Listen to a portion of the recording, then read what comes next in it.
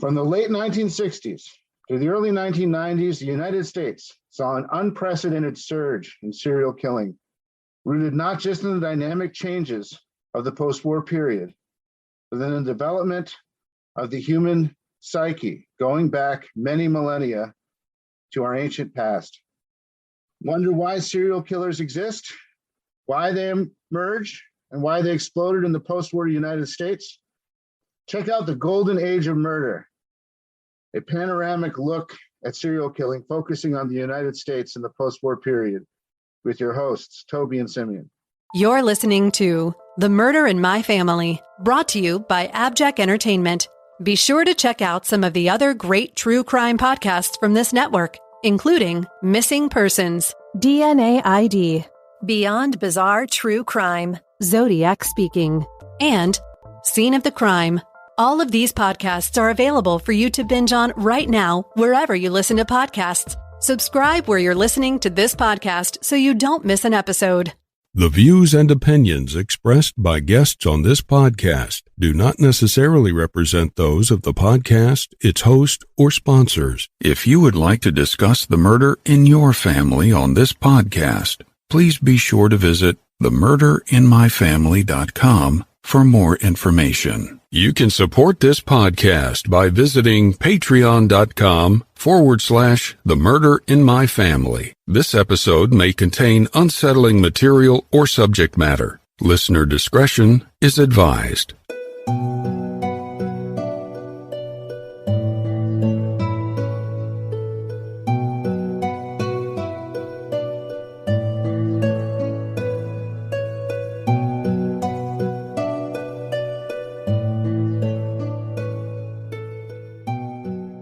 Thank you for joining me for this episode of The Murder in My Family.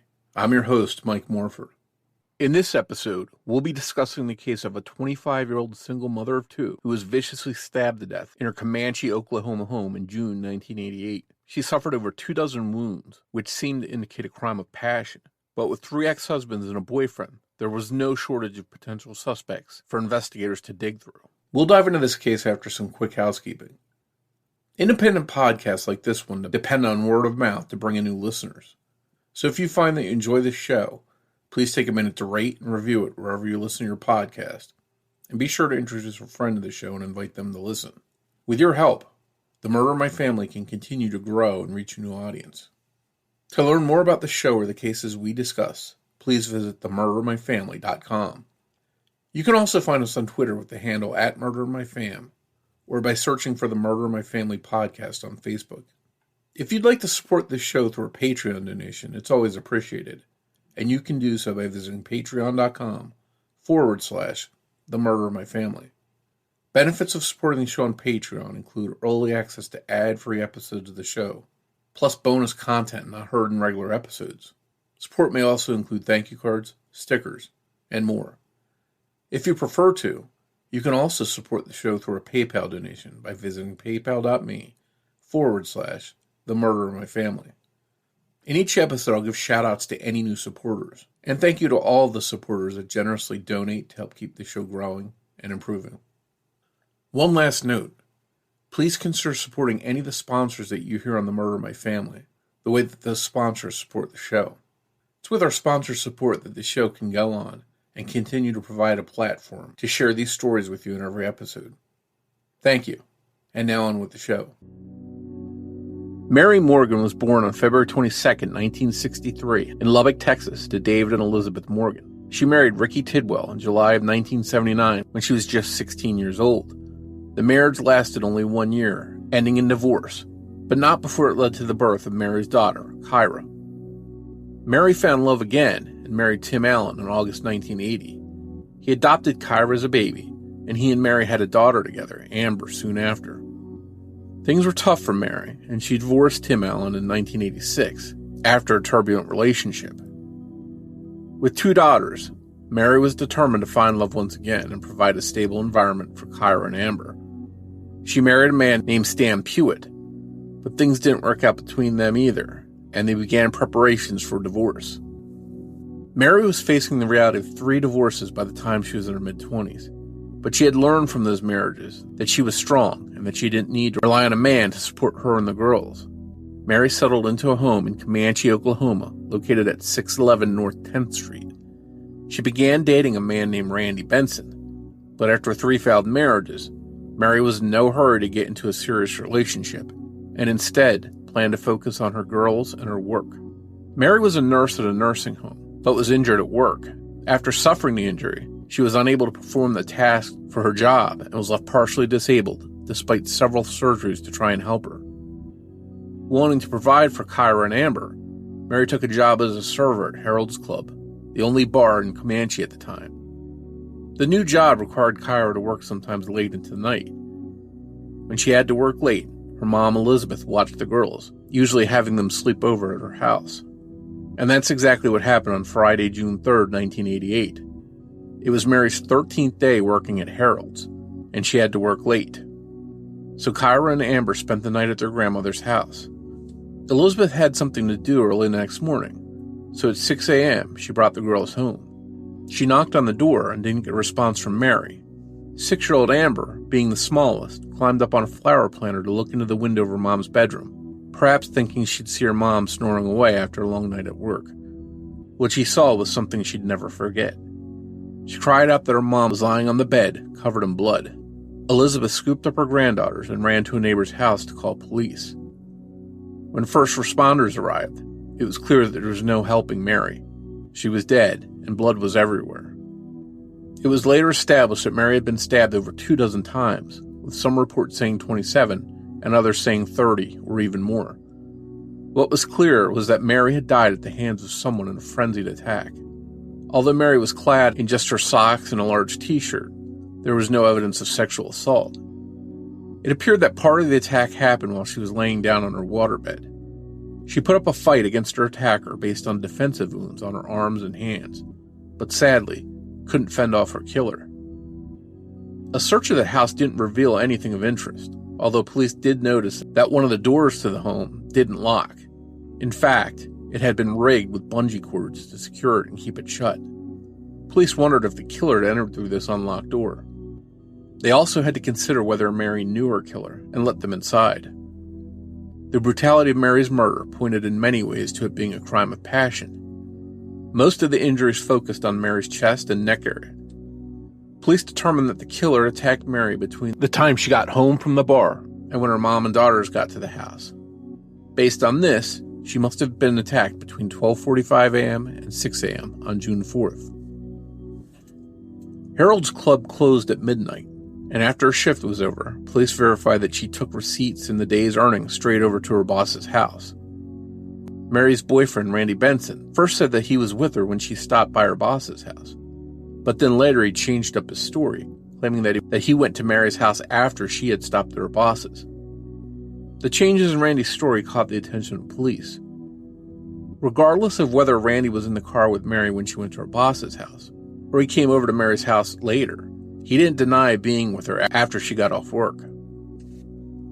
Randy said that he was with her in the home and left after spending about an hour watching TV.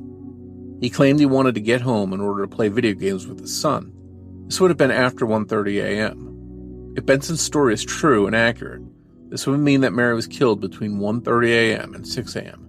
But the changes in Benson's story, as well as his claim of wanting to play games with his son after 1:30 a.m., didn't sit well with police, and Randy Benson remained on their radar as a possible suspect in his girlfriend's murder. Police also looked at the other men in Mary's life. Mary and her third husband, Stan Pewitt, were in the process of a divorce, so he seemed to be a logical suspect. The only problem? Stan couldn't have attacked and killed Mary that morning, because he was in jail in connection with stealing property for Mary's mom, Elizabeth, so he seemed to have an airtight alibi. It was determined that Ricky Tidwell, Mary's first husband, had been out of town when the murder happened, so he too seemed to be in the clear. Tim Allen, Mary's second husband, had remarried, and he along with his new wife were looked at because they had fought with Mary months earlier, and during a different fight around the same time, Mary had allegedly stabbed Tim in the hand. The relationship between Tim Allen and Mary was volatile, and they were not on good terms, much of it centering around Mary's daughters. Tim and his wife denied any involvement and were each other's alibi for the night of Mary's murder. Police didn't stop with people close to Mary. Male patrons of Harold's Club were questioned as well. They felt that perhaps one of these patrons interpreted Mary's politeness as interest in them, and perhaps one of them could have possibly followed her home that night after she got off work, leading to her murder. But no one was arrested, and the case went cold. In 2014, Mary's family decided to raise money for a reward, hoping that it would finally motivate someone to come forward after all that time. Still, 7 years after that effort, there were no leads. It's not for lack of effort on her family's part, though. Mary's father, David Morgan, earned a degree in criminal justice in order to be able to investigate his daughter's case, and Mary's daughters, now adults with kids of their own, advocate for their mom's case, hoping to see it solved. In 2019, Mary's picture and a brief description of what happened to her was added to the playing cards issued to prisoners in Oklahoma, hoping that someone in the system would have information come forward, but no one did. The answer to who murdered Mary Morgan Pewitt may be found in evidence collected from her crime scene.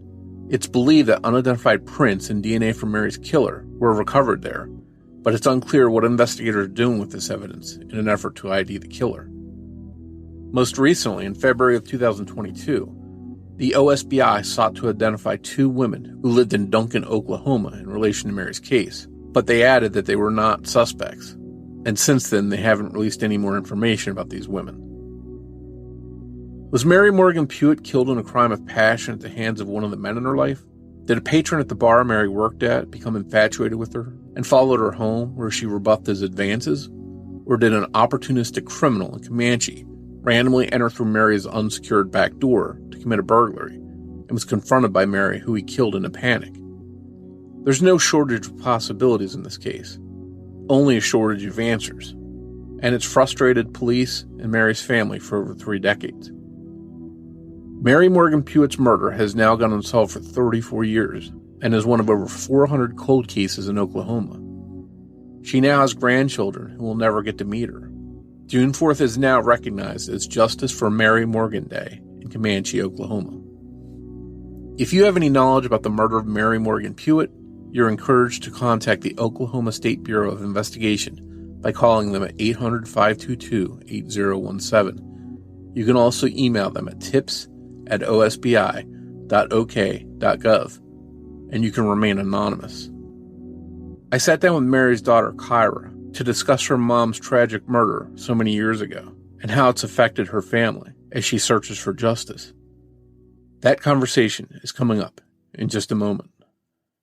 Hey everyone, I want to talk to you about our sponsor, Feels, the best CBD shipped directly to your door hassle-free. It's a better way to feel better, and by feel better, I mean it helps to relieve and reduce stress, anxiety, pain, and sleeplessness, without the dangers of hangover or addiction. You may be familiar with CBD, but for those of you who aren't, CBD is an abbreviation for cannabidiol. It's one of over 113 active compounds that are naturally occurring in hemp plants. CBD has no psychoactive properties, and CBD is the second most abundant cannabinoid found in cannabis, just behind THC. Cannabis with less than 0.3% THC is now classified as hemp. Instead of being rich in THC, CBD is usually the most abundant cannabinoid. CBD is often touted as a non-psychotropic, meaning it won't produce a high or affect our motor functions, in a way a high THC strain of cannabis might. And you may begin to feel the relief it provides within 30 to 45 minutes of taking it. Feels is made up of 2 ingredients, US-grown full-spectrum hemp and 100% USDA organic MCT oil. Feels is so easy to take. Simply place a few drops of Feels under your tongue and feel the difference within minutes. I've been taking Feels to help with joint pain in my knees and legs. And as an added bonus, it helps me sleep well at night. If you need a dose of chill on the go, pop one of Feels' new CBD-infused mints for a clear-headed feeling and fresh breath. The thing to remember about CBD is that finding your right dose is important, and everyone's dose is different. In fact, Feels offers a free CBD hotline to help guide your personal experience so that you find your perfect dose. Join the Feels community to get Feels delivered to your door every month. You'll save money on every order, and you can pause or cancel anytime. Start feeling better with Feels. Become a member today by going to feels.com/family, and you'll get 50% off your first order with free shipping. That's FEALS.com/family to become a member to get 50% automatically taken off your first order with free shipping. Feals.com/family.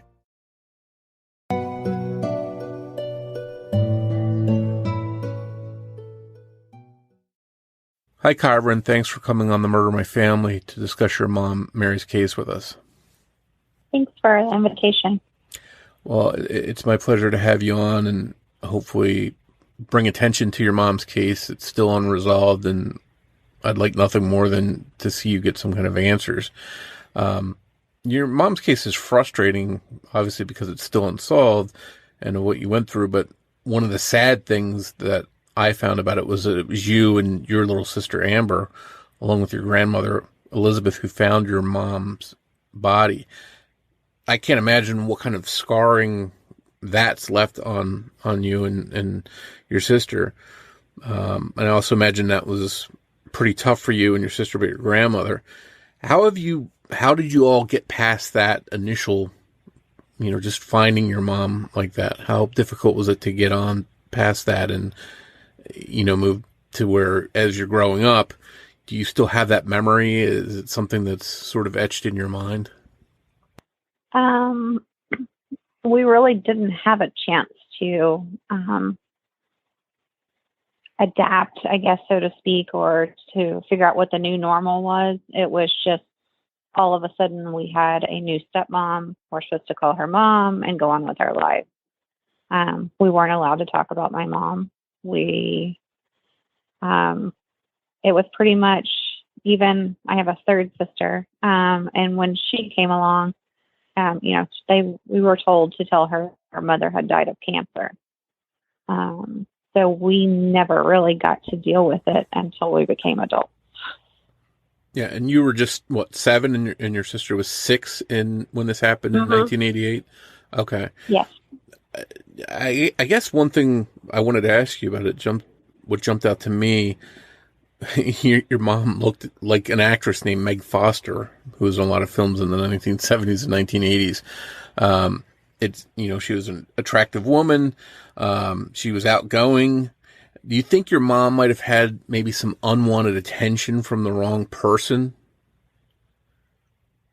Maybe someone... I think she always had attention from people. But I'm not sure that... I don't personally think that is what led to this happening. I think it was very personal. And that's something we're definitely going to get into, because there is a very personal aspect to this. Before we get into all that, if you would, can you tell us a little bit about your mom and just what your memories of her are, or what people have told you about her? Because you were still pretty young at the time, and I'm sure some of the stuff you learned about your mom was after the fact. Can you just help us get to know your mom a little bit, who she was? Sure. She was born in Lubbock, Texas.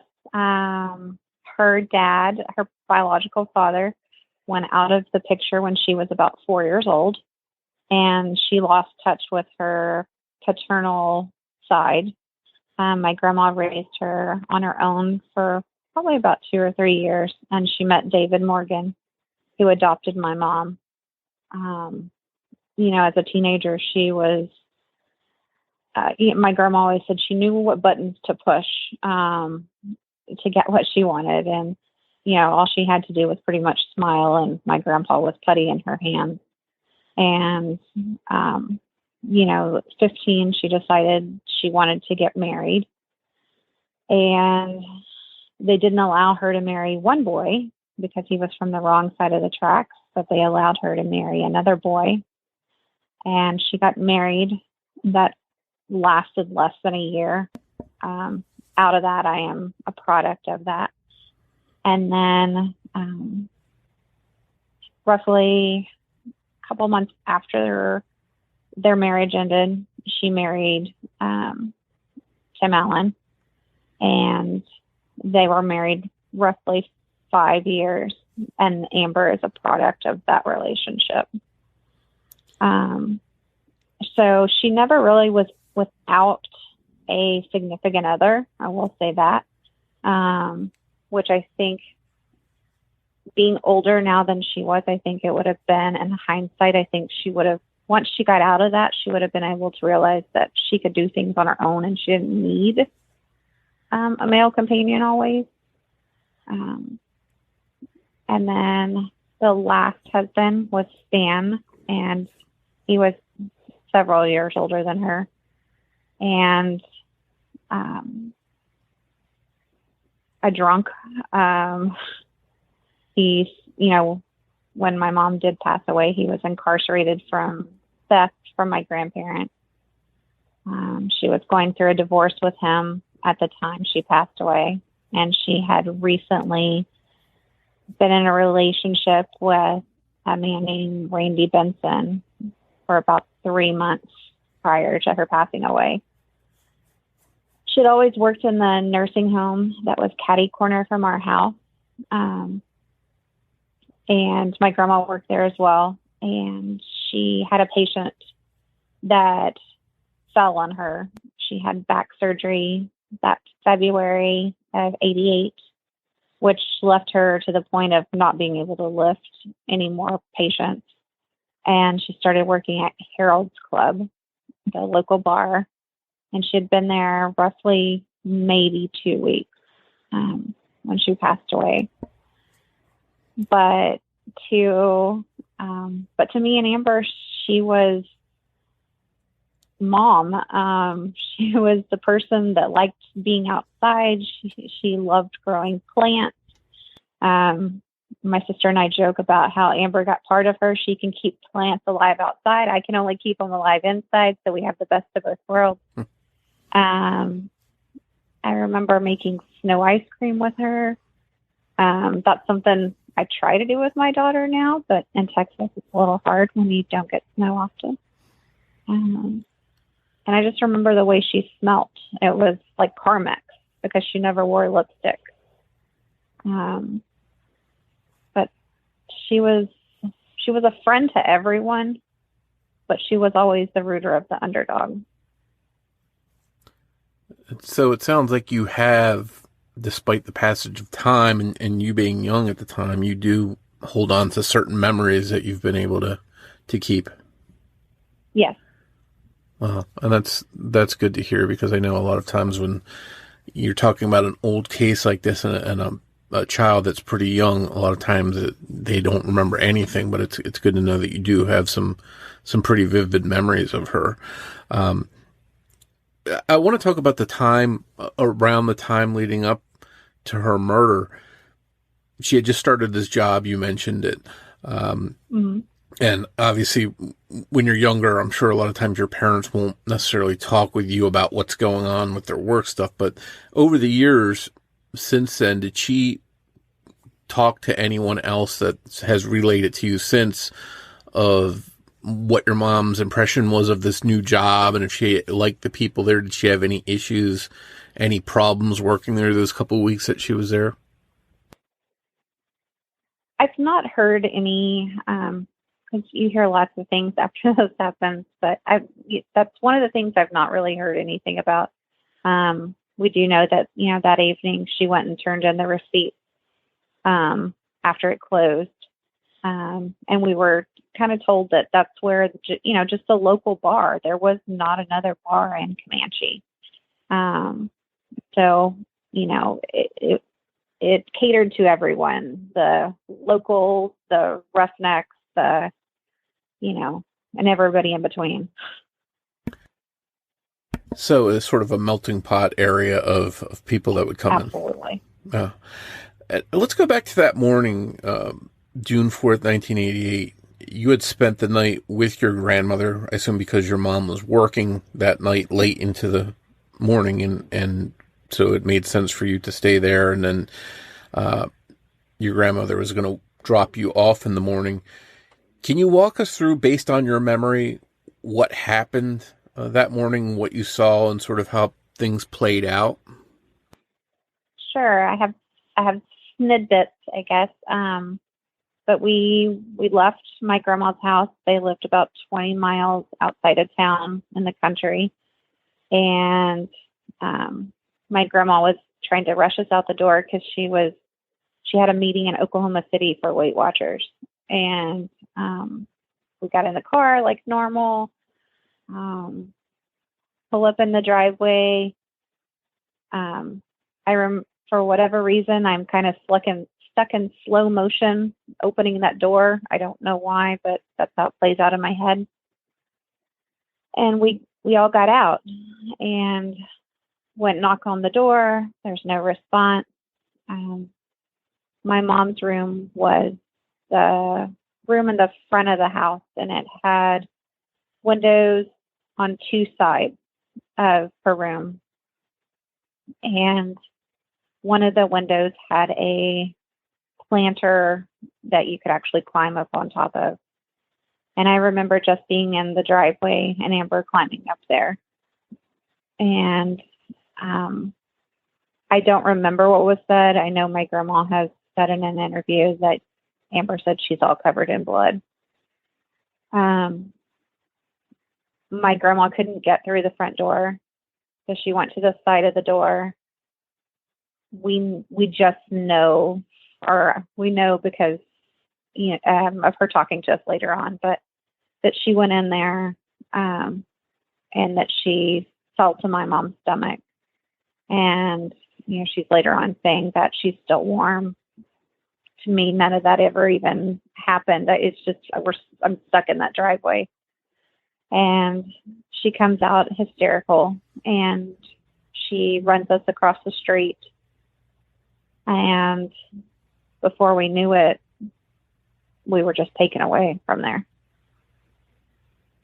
So it's all a blur. It unfolded quickly, and I can't even imagine, your grandmother finding her daughter there in this condition. Your mom, it just must have been unbelievable. And I wonder if there's some kind of, in your mind, there's some kind of coping mechanism that sort of blocks out what happened after the driveway. Do you ever look back and say, maybe my mind is just trying to protect me and not let me see what happened after being in that driveway? Absolutely. Because I've been asked, from law enforcement, do you remember what happened here? Does this sound familiar? And I can't see that as much as I've tried to, or as much as I've tried to force myself to. Yeah. And one thing I am curious about, you mentioned, you just said how your grandmother couldn't get in. I read that one of the doors didn't shut properly or didn't lock properly, and that there was some kind of bungee cord or something like that on there to secure the door. Was that sort of tied shut and wouldn't allow your grandmother to get in? And was that normal for that door to not be accessible? Actually, it's quite the opposite. The front door, or the main door, was locked with like a deadbolt, and the side door, I don't even know how or why or anything, but it didn't have a doorknob in it. So it's just literally a hole, and my mom would bungee it from that to the chair just so it would stay closed. So all somebody had to do was take the little bungee out of the hole, and they were in the house. Okay, so it wasn't really to secure it and keep it locked. It was just to keep the door from flying wide open and pretty stuff. Much. Okay, and obviously anyone that knew that about the house would know they could come in there easily, or even someone looking to rob the house might have just stumbled upon that door and was able to get in one way or the other. Correct. And I'm curious, and again, I'm sure at the time you didn't know this, but now, if you know, at least what the police theory is of how the person came and went from the house, do you know which way they came in and out? I think there's a theory that it's probably that side door. Okay. And I am curious too, and this, I guess, goes back to your grandmother having difficulty getting in. So the front door was deadbolted, so that was, no way to get in. Was that typically normal for that door to be deadbolted? Yes.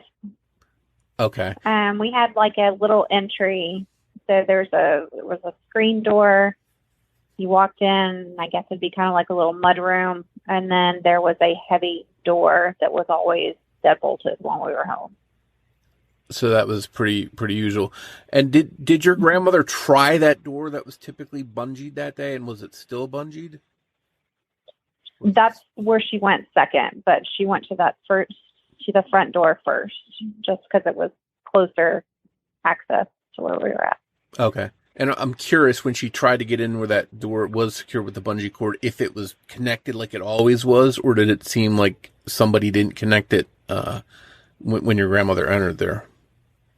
I have no idea. Yeah, I'm curious to see if someone took the time, if they went in and out of that door, if they would have bungeed it back when they left. That's interesting. So again, I know this is all so long ago. You're young. Some of this you probably blocked out. I'm curious, what do you remember of when the police arrived and they're sort of milling around the house and the property? Do you remember certain things of what they were talking about or asking you about? Actually, we were taken completely from that scene. I think I want to say that our grandfather on Amber's side came to pick us up. And I want to say he got there almost as quick as the police did. And we didn't see any of that. So you sort of missed that aftermath of what was going on at the house. We did. Okay. Do you recall your grandmother over the, in the aftermath telling you at some point what was said or what they asked about, those kinds of things? Yes. My mom's cousin, which would be my grandma's brother's kids, she called them and she said on the phone, "Mary's dead." And he said, "Well, what do you mean?" And she could never get past just saying Mary's dead. And so they drove from Fort Worth, Texas to Oklahoma, and they stayed parked in the driveway with my grandma and my grandpa. And my understanding is from talking to them is that my grandma just wanted to get back in the house to see her one last time. And they, just kept kind of pushing her off and, no, it's not going to happen. But it just never sunk in. And then when the medical examiner's office got there, pretty much she collapsed when they wheeled her body out. But she had just been wanting to see her one more time. Yeah, so she was probably in shock and grieving and stuff, and obviously the police aren't going to let someone into a crime scene like that, so that must have been really difficult for your grandmother to deal with. And I'm curious too, in the aftermath of all this, the police do their investigation.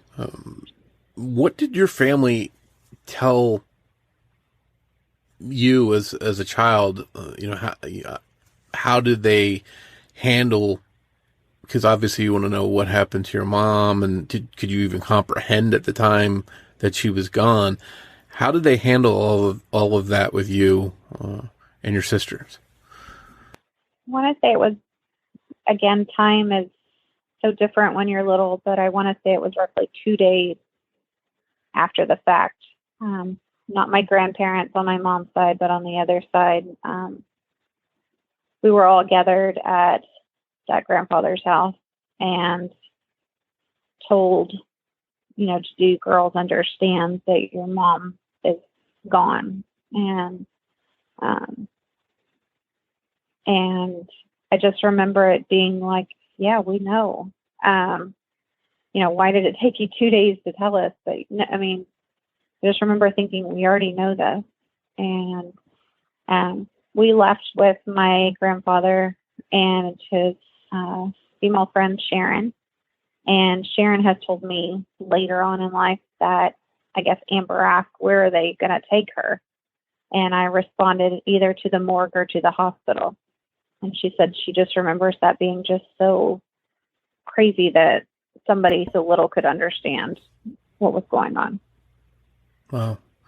And yeah, just to have that kind of, thought, instead of being devastated and upset and everything, you're still sort of clearly thinking in your young mind at the time to say that, because you sort of knew where that would the options were.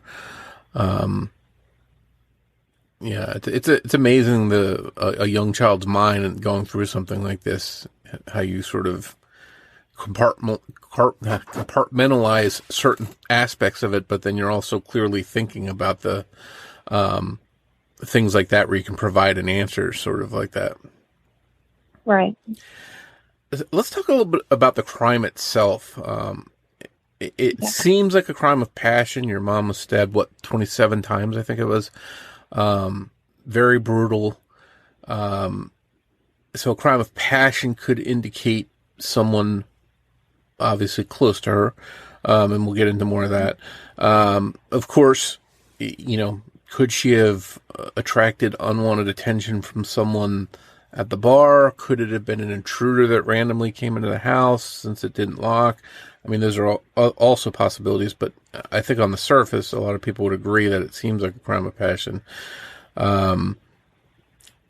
So obviously, looking at that route, the police became very interested in your mom's relationships. Correct. And your mom had been married, as you mentioned, 3 times. I sort of wanted to talk about those relationships. And the first was Ricky Tidwell, right? Your father? Yes. Okay. Your mom married him in June 1979. I think she was, 16? You mentioned the relationship didn't last long. Now, is it correct that he was out of town when your mom was murdered? That pretty much ruled him out right away, do you think? My understanding is he was out of the state, but that is all I've ever been told. Okay. Did your mom have, at the time, any kind of relationship with him? Did you have any relationship? Were you guys talking, or did he stay in touch at all? Ironically enough, probably within the last month prior to her passing away is when I had found out he was my father. And he had started to come get me for maybe about an hour.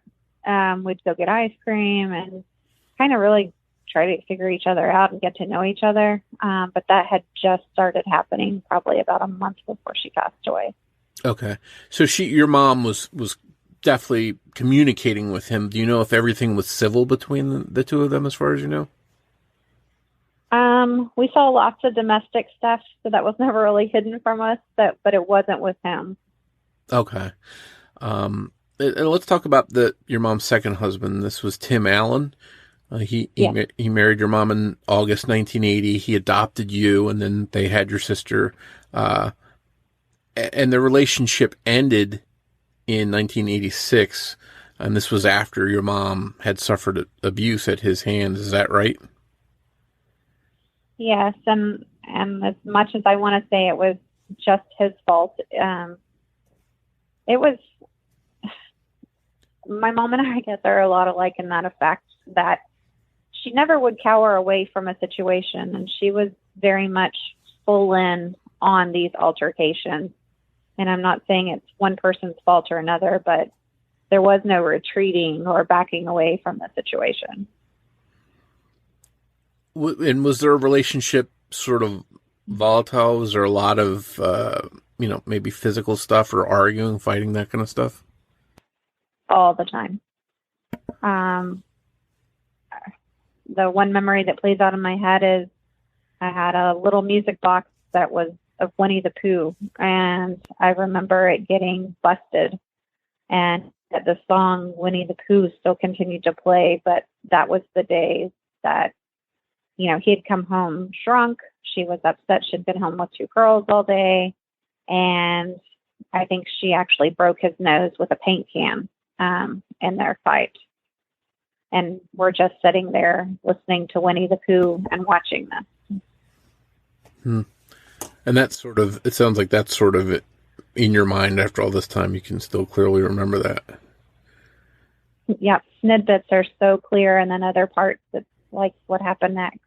And their relationship ended in 1986, and I guess your mom had enough of the abuse with him. I'm curious, after the breakup, did they stay in touch? Did your mom communicate with him, and on what level? Sure.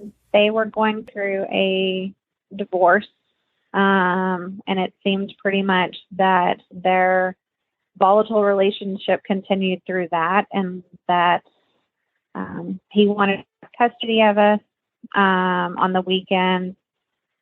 Pretty much anytime they saw each other, there was either verbal abuse back and forth or physical abuse. But they were also fighting over a settlement that Tim was to be granted, that he was awarded. They didn't know the dollar amount, but was awarded while they were married. And so she was entitled to half of it when they separated. That settlement happened late summer of 1988. Okay. And I'm curious, looking back now with everything you know and everything you've been told, was Tim looked at and cleared? Did he have any kind of alibi as far as you know? Living with him up until, high school and everything else, I have never been told where they were that night. They have never talked to us about it. They were not available to pick us up that morning, which is why his dad is the one that picked us up from the scene. And he spoke briefly to the police right after it happened, and his new wife told him to get out of the car. They had the criminal defense attorney on the phone. So they lured up pretty quickly, it sounds like. Yep. Yes. Okay. And then your mom's third husband, was his name was Stan, correct? Correct. Okay. And what was Stan's last name? Pewitt. Okay. How long were he and your mom married? They were still married. They were going through a divorce, but they were still technically married when she passed away. But I want to say it was roughly not quite 2 years. Okay. And do you know how the relationship between them was? Was it sort of amicable, the breakup, or was there any friction or bad blood there was between some them? friction. I would say he's, when I think of the word obsessed, that would be pretty much him. I mean, he would write her letters, and that if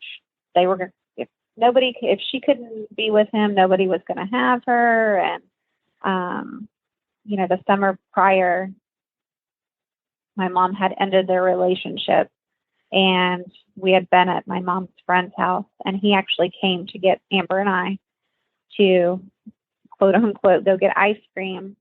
As being a little kid, you don't know any different. And we got in his Bronco, and that Bronco ride lasted for 3 hours to go to Irving, Texas from Oklahoma. And we were held in Irving, Texas by him for 3 days. And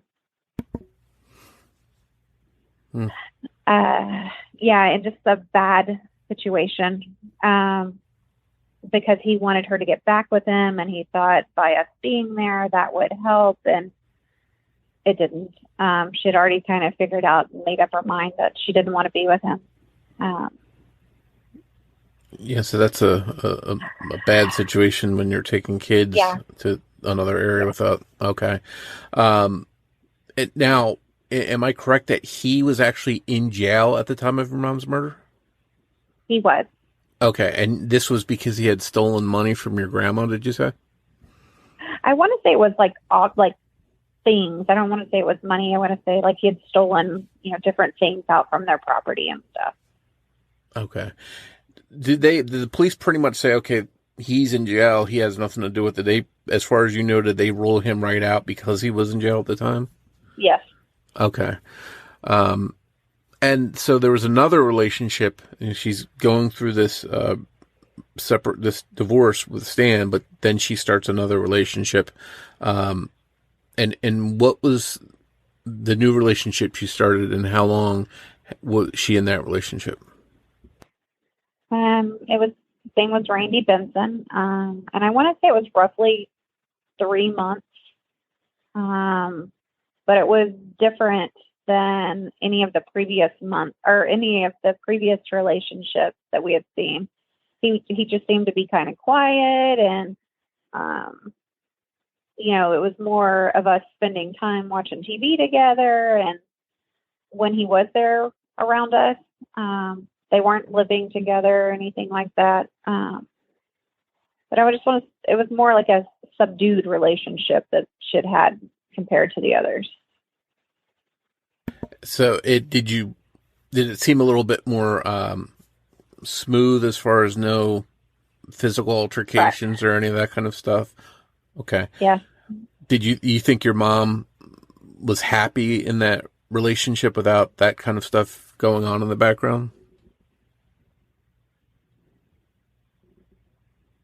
I want to say yes, but I think in a way that she kind of fed off of the excitement or the energy of the other relationship.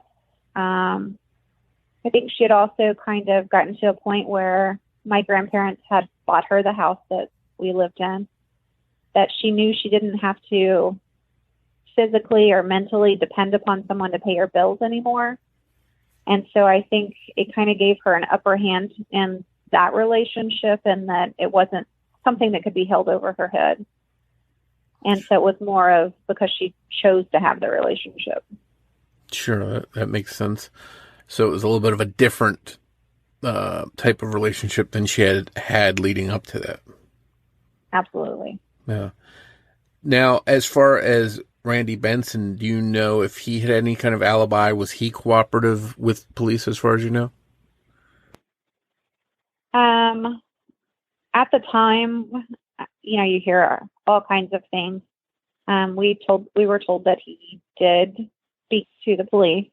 There was someone has told me that, they groomed him for 6 hours, which I know now that that's not accurate.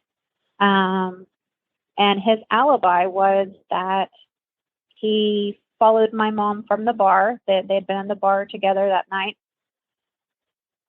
either back to her house or followed her as she delivered the receipts and money from the night to the house. And he says that he spent until 12:30 with her because he had to be back home to play video games with his son at 1:00 in the morning. And I'm curious, how old was the son? Do you know? I know now. I didn't at the time. His son would have been 11 or 12. Okay.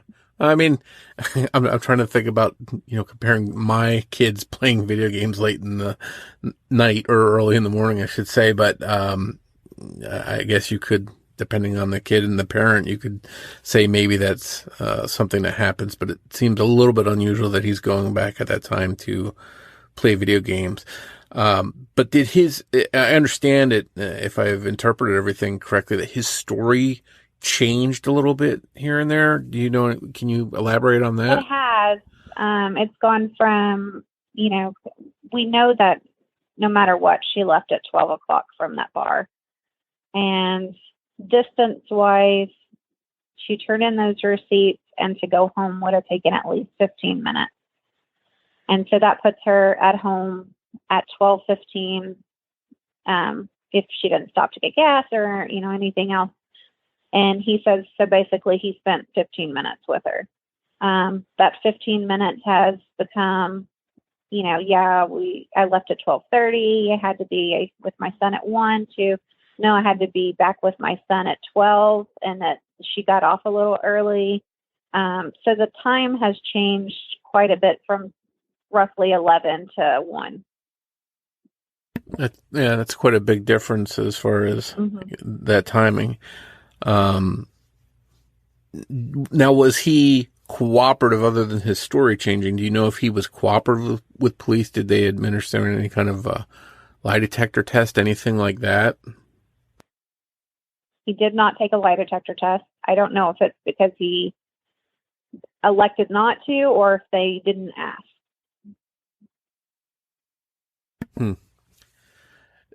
So here we are.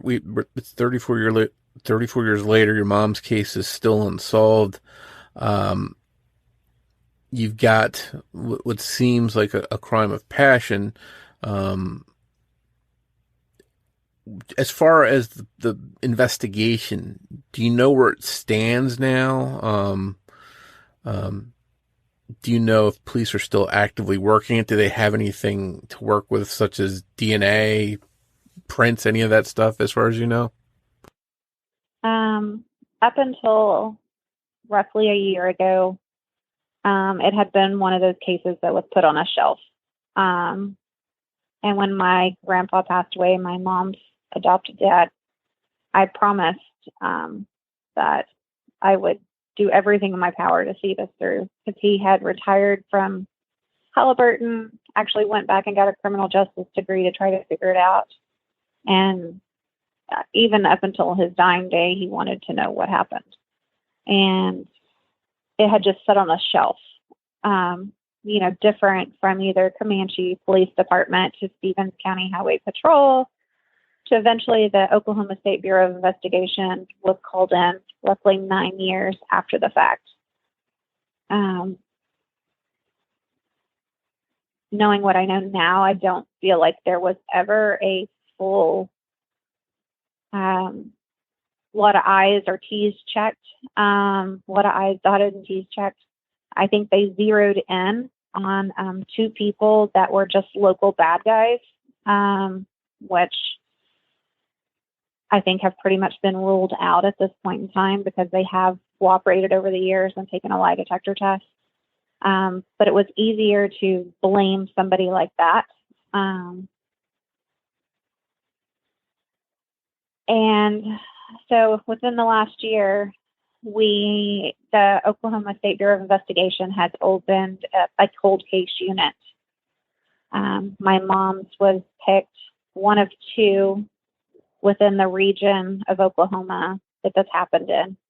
And we have been assigned an agent. His name is Joe Kimmons, and he's amazing. We had lots of different opinions in the beginning because they can't tell you a whole lot and you want to know a whole lot.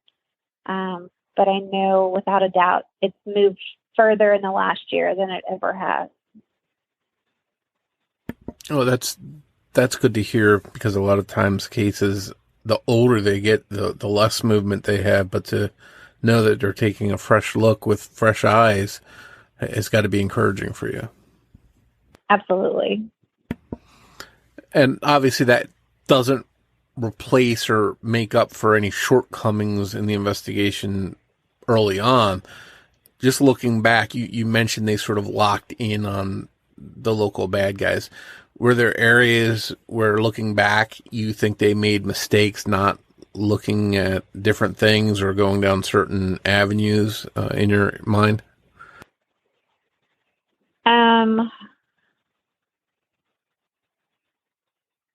I don't believe that Mr. Benson's alibi was ever verified. From doing my own. Go ahead. Sorry. I was just going to say, and you mentioned his alibi not being checked out. I'm assuming this alibi would be his son that he supposedly was playing video games with, and maybe his ex. Would she been with the son at the time? He was actually supposed to have gone. He lived with his mother, and so the son would have been with grandma while Randy was gone. Okay, so a couple different people that would have to verify his alibi, and you don't know that was done properly. I do not know that was done at all. Okay, which he should have been on a short list for sure. He's obviously was in a relationship with your mom at the time. So most cases like this, people, the police will start with the people closest to the victim and then work their way out from there, looking outwards. Where here it sounds like maybe they locked into some local bad guys and really didn't go with the people closest to your mom. Absolutely. Now, out of the relationships we talked about, your mom's husbands or ex-husbands, in your mind, again, you can share what you feel open to sharing. Do you feel that any of the men she was married to could be involved, or do you think in your mind that they had nothing to do with this?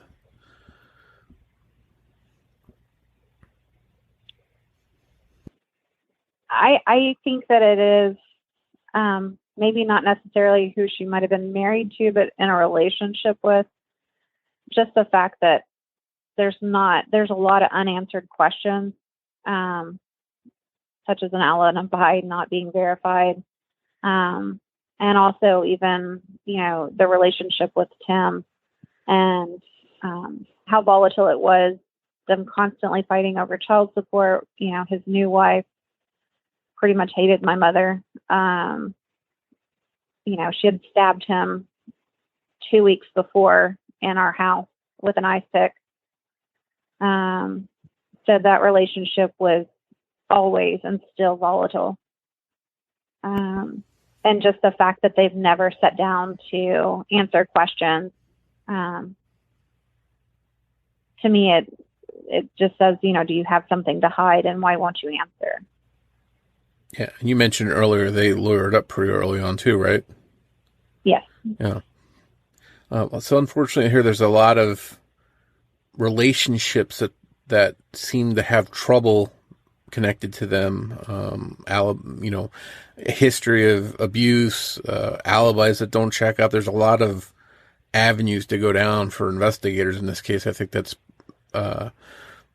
unfortunately makes it a little harder for them to come to a conclusion. I'm curious what you think, just again, in your mind, knowing this case, what you've learned over the years, what would you like to see done at this point now that can be done? I think the people that have never answered questions, if they don't have anything to hide, should step forward and just answer, because they may be the little piece to the puzzle that we need to, find the next piece. If you've been asked to take a DNA test here recently, that, to cooperate and to do it, because they, at the time in 1988, no one knew about DNA or anything else. There was stuff left behind. And I believe one day that will be what proves or doesn't prove this case. Yeah. And I didn't see it when I was researching, and I don't know if you even know, or if maybe just there was none of this, but I'm curious, is there any evidence of either your mom being sexually assaulted or the home being burglarized, any of that you know of? Sure. The house, nothing was taken out of the house. She, according to the medical examiner and the autopsy report, she was not sexually assaulted. But she was found in a t-shirt and bobby socks and nothing else. So it could be something, and maybe you can remember how your mom would she sleep in something like that, and maybe someone came in and in the middle of the night and attacked her, or what do you think when you hear about her being dressed that way? Was that what comes to your mind? No, and at 16, nobody would tell me anything, so I ordered the autopsy report for myself. And so I have this mental picture of this drawing and this crop top on a drawing. And so it wasn't even a long shirt to cover her bottom or anything else. And my mom would have never walked around without underwear on and a crop top on. That wasn't something she did. Okay. And do you think that's a sign in your mind that maybe she was with somebody in some kind of intimate encounter, that something went wrong? I think that's a possibility. Yeah, and unfortunately, it's just the people you mentioned that might have some answers that aren't talking or aren't fully cooperative? Is everyone in your mom's past still alive? Randy Benson has passed away. Stan Pewitt passed away as of May of this year. Tim and Lynn are still alive. And her first husband, Ricky Tidwell, is still alive. Okay. So there are still people that can answer questions or give more information, and then even if someone's deceased, their DNA can in some cases be still compared to any that they might have in the case. Correct. And have they said publicly whether they have a profile or anything along those lines? I know that they are waiting on some things. Okay. I don't want to step too far down that road, but there is stuff to be compared. Sure. Does it give you hope seeing all these cases solved that are 20, 30, 40 years old? Do you still hold out hope that your mom's case is going to be solved? I have more hope in this last year than I have ever had before. Just with technology, the communication that we have with the OSBI, I just think that if it's ever going to happen, it'll be this year or next year. Oh, let's hope. And you never know, because there could be someone out there that's going to hear this podcast, for example, and say, hey, I knew so-and-so back then, and I heard this, and you never know, someone might come forward with a little piece of information that helps solve the case. That's why I think it's important to keep talking about these cases and hope that someone hears and, maybe they say that person that I was afraid of, that I heard information about now isn't around anymore. I can come forward without any kind of fear. So hopefully somebody comes forward with some information that does lead to your mom's case being solved. Yeah, I completely agree. Yeah. I think it really puts things into perspective that your mom's been gone for a decade longer than she was actually alive for, being 25 when she died. What have you and your sister lost out on without your mom in your lives? And how's losing her so early on affected both of your lives in the long term? Sure. My sister physically looks like my mom. Personality, I've been told I'm pretty much a spitting image of my mom. It was hard for me as a kid because I don't have I'm just going to conform personality that my little sister either learned to manage or to create to make life easier for her.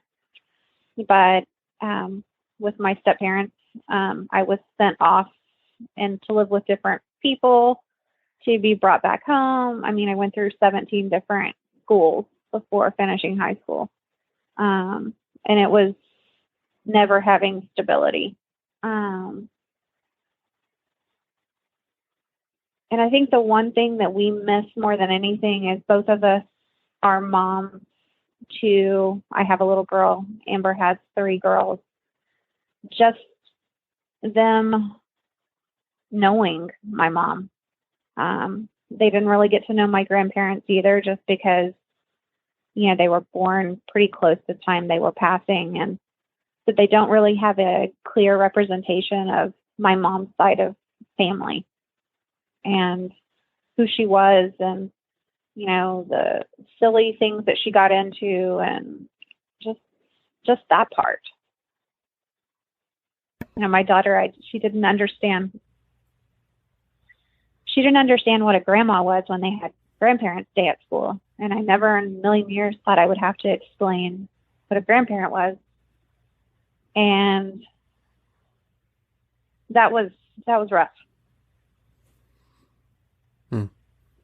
Yeah, and I think a lot of people maybe don't understand too the ripple effect of something like this, obviously your mom's life is taken, but then it changes the course of not just your life, but even your children's lives when something like this happens. Absolutely. Well, one thing I did want to ask is, because I know listeners will probably be curious to see how everything went with you, because losing your mom was one thing, but then you had new challenges. You mentioned going to 17 different schools. What happened to you and your sister after your mom died? Did you go to live with your grandmother? And if so, what kind of adjustment was there moving from one life with your mom to this new life? We actually went to live with Tim and Lynn. It pretty much started immediately after my mom passed. Within a year, we moved from Oklahoma to Texas, to where we knew no one.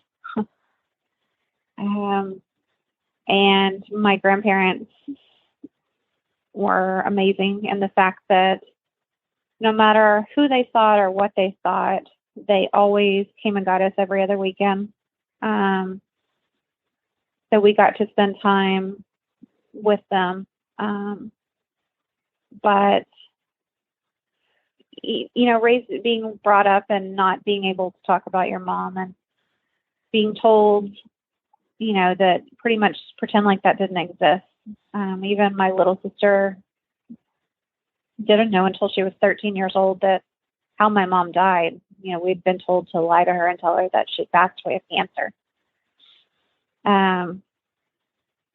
So I want to say that, between after my mom passing and, through high school, it was rough for both of us.